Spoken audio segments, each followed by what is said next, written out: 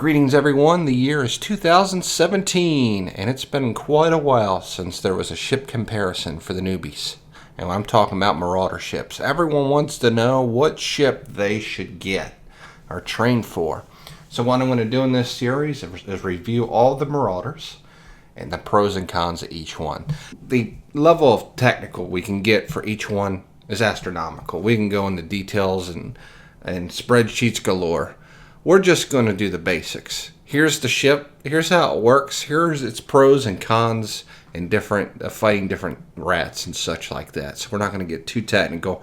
The important lesson to take out of this is there's no best ship. It's what you would enjoy flying the most that's most important. So with that said, let's begin. The first ship we're going to review is the Minmatar Vargur. This ship is wonderful and aesthetically pleasing to look at. It's a pretty cool ship. Now, there's several ways of fitting it. However, the way I go about it is I like to do auto cannons. Think of auto cannons like a shotgun. You know, if you can hit things far away, just not as good as up close. I typically run 2 tanking mods for Angel Rats, 2 tracking enhancers, and then just some damage and tracking mods in the lows. As far as the Angel Rats, this is pretty standard. For other ones such as drones and Amar, you're probably going to want to put a 3rd hardener. Now there are several ways to fly this, and people will disagree with this because everyone has their own way. I personally like to have nice tank on everything to protect the investment. You can choose to fly balls to the wall out if you choose, but me, I'm always tank over gank. Even so, with the little added tank compared to some people, I think the numbers speak for themselves as far as the damage you can put out. So what are some of the good things about this ship? Well, you get blaps, instant damage. If you watch, you can pew from afar and knock things out at considerable range, and 1 shot with frigates and typically 2 with cruisers. This is within 60 km range. As you extend further out, sometimes it takes a lot more hits. But this is great, like essentially when you warp in, you can clear the battlefield, all the small stuff, relatively quickly. In the event that you failed to clear one of the frigates and they're hugging you, and you can't track them, they're just too fast for your guns. So at that point, you just have to burn away from them to get distance, to get the range. Or you can allow light drones to take care of the work for you. But sometimes things happen, you lose your drones, and you got a micro warp drive away. What's great is the agility and speed of the Minmatar ship allows you to do this much easier than its predecessors, which is nice. It also allows you to get to gates a little bit faster, which is also a pro. One other thing I want to mention, what's great is the range on this. It's not range dependent as much as some of the other ships. Like I'm just warping in and blapping things from afar, and you can hit cruisers up to about 7k away. Once they get any closer than that, start orbiting you start having the tracking issues. That's where you have to micro warp drive away. Same thing with frigates. Once they get under 20, it's going to be difficult. Anything past that, you're good to go. Or if it's a battleship real close, it don't matter. You'll nail it. But it's kind of neat. You just root yourself down with the Bastille module and just tank and spank. It's pretty straightforward. So what are some of the cons? Honestly, there's not many. You have to look up the rats that you're fighting and the ship and its resistances. There are some rats that are going to not be ideal, such as the Amar and drones on this ship. I have to fit 3 modules for this fit, whereas Angel Rats, I only have to do 2, just because Angels are in Minmatar space. This is a Minmatar ship.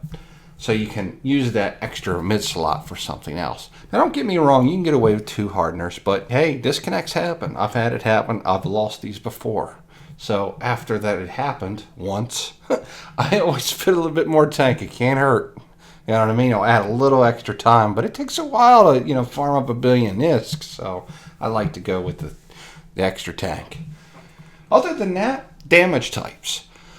Where some races, you're limited to just certain damage types. This one, you can do all of them, but not perfectly. You can do 70 to 80% of a specific damage type you like.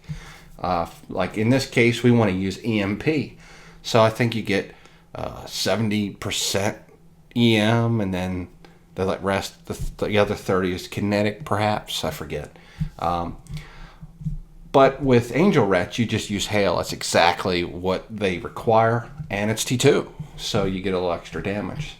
So again, it all depends where you fly. It's going to affect how fast you can do them. If you're blitzing them, I like to do full clears myself, but if blitzing is really a thing, you probably want to get the ship specific to the area that you want. But I can't really say anything bad about this ship. It's solid. It works good. And it's a perfect thing to train for no matter where you live. It's just, if this is a style of fighting that you think you'll enjoy, I can definitely recommend it. It's a good ship. The only thing you have to be careful of is missions where all the frigates, when you warp in, are on top of you, and webbing. If you get stuck in a situation where, like Worlds Collide as an example, where everything's real close, it's going to be very difficult for you to micro warp drive out.